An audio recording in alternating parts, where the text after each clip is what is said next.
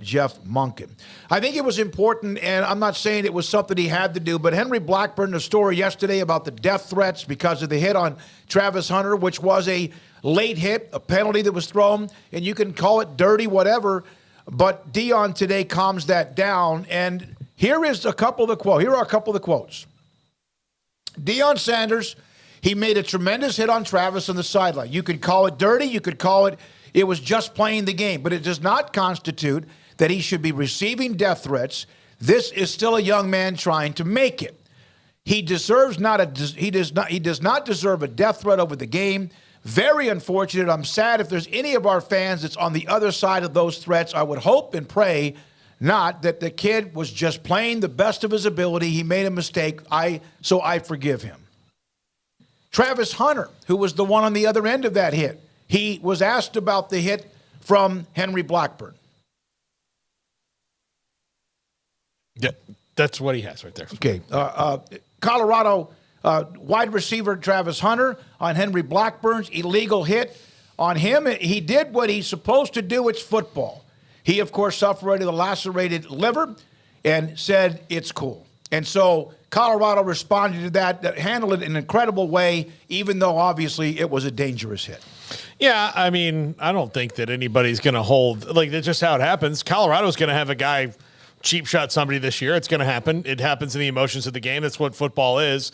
And, yeah, I think it was great what Deion said. His press conferences are and I'm one, as you know, find most press conferences mundane, but he's made them kind of interesting. He said some other things today about Cormani McClain and why he's not playing, which were very direct and very frank about that. So, yeah, good for Deion and putting a kibosh on that. Yeah, I think he handled it about as well as possible. I just hope some of the moronic fans who were deciding to take it to that type of a level listen to him.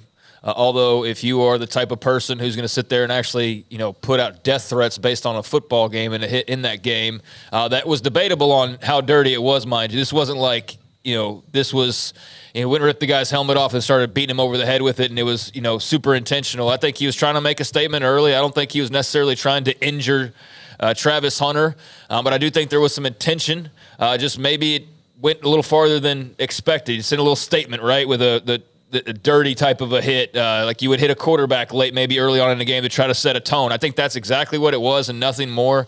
Unfortunately, it knocked him out for far longer than we'd like to see. You wanted to see him get right back in the game, but now he's going to miss obviously 3 weeks or so, and that's really unfortunate because he's a guy who's not just super valuable to Colorado. He's one of the best players in college football right now, or one of the most exciting players in college football potentially. So that's a shame, but kudos to Travis Hunter. Kudos to Deion Sanders for handling that and handling it the way that they did, to not make it something bigger or not to encourage, more vitriol and death threats and things like that. I think that's exactly what you would want your head coach to do in that situation. And so, I salute Deion for how he and the rest of Colorado were, taking this on. And I hope the fan base listens to him because, look, I sat there and was like, yeah, it's a dirty hit. Like I just said, I thought it was a bit of a tone setter, not necessarily trying to injure a guy. But it would never cross my mind to go, you know what? I'm going to track down this guy's phone number. I'm going to find his family members and his address, and I'm going to sit there and try to ruin his life. I mean, what kind of just loser are you to go to those lengths over something like that? So I'm glad the adults handled it properly. And, hopefully Jay Norvell talked to his guys and, made it clear that that's not going to be acceptable either, or that, you can't have things that look like that moving forward. But good on Deion and Colorado. All right, also a note on Colorado, and I had one of the viewers of this show, but other people, man, they're so tired of Colorado. You know what? You got to get used to it because if they beat Oregon, it's going to ramp up 100%, even more before USC. They have earned the attention, and the attention, which Craig will get into on the numbers, insanity with what they did for a late game. Every Colorado game, this is from Brian Howell, we've had him on many times during the realignment back and forth. Every Colorado home game is now sold out. For the first time, Colorado football, which was a team that won a national title, a team that has had really good football, is sold out every single home game. That's a good note, as they now have sold out every game in Boulder. Well, that's what you would hope for, given all the excitement level. I mean, if they weren't selling out at this point, I'd question, what it would take to sell them out at this stage. But, another thing, and I get there's some Colorado fatigue. Just for whatever reason, people don't like Deion is really the driving force in it. Let's face it. There's people that don't like him and don't like that he's plastered everywhere. But the TV ratings say otherwise. And look, this isn't a show where I'm trying to think of a better term than the one I was going to use. We don't chase clicks and We're views. not riding jocks over here. Yeah. So it's not everything's like big program, Sunshine Pump, big program, and all of that. But this is a future Big 12 team. That's as right. well. No, and it has a lot to do with it, too. If Arizona State was popping however many millions of viewers will get to Colorado pop, and then we'd be talking about, the same thing. There is a higher profile because it is Deion Sanders, but, I get it to some extent. But at the same time, what do we want to talk about? Alabama some more? We want to talk about Georgia's, some more? Damn. And we will, I know. Have an analyst coming up at but 3:40. there's some variety out there, and I think it's good. I mean, I think it's good to talk about Colorado, who's not, the team that's been talked about to death for, however many consecutive years. The same 5 or 10 teams that we talk about nonstop, just as a whole, media conglomerate. But I think their fatigue makes sense. But at the same time, you can't deny the popularity and the amount of attention he's bringing to the game that we all love, that is college football. No, I appreciate it in a way.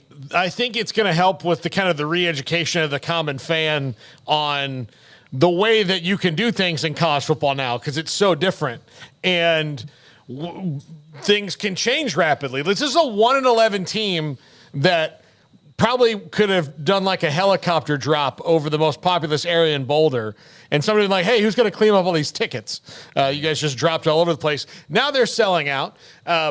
With the new rules, you can remake a roster really quickly to make a team go from completely irrelevant and forgot about to relevant.